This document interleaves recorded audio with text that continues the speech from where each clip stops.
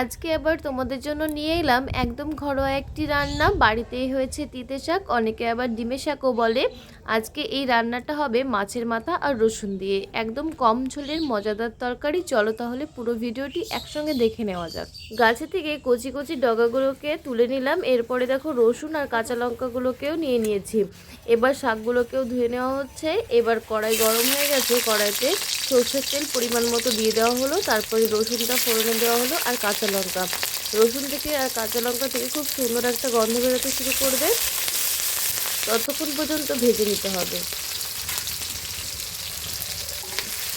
তারপর মাছের মাথা আর এক পিস মাছ দিয়েছি, তোমরা চাইলে শুধু মাছের মাথা দিয়েও করতে পারো। এবার মাছের মাথাটাকে ভালো করে ভেঙে নিয়েছি স্বাদটাকে বাড়ানোর জন্য।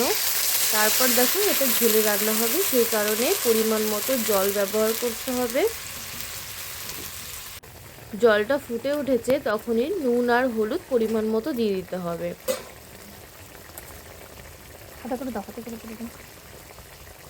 তারপর শাকটা দিয়ে দিতে হবে।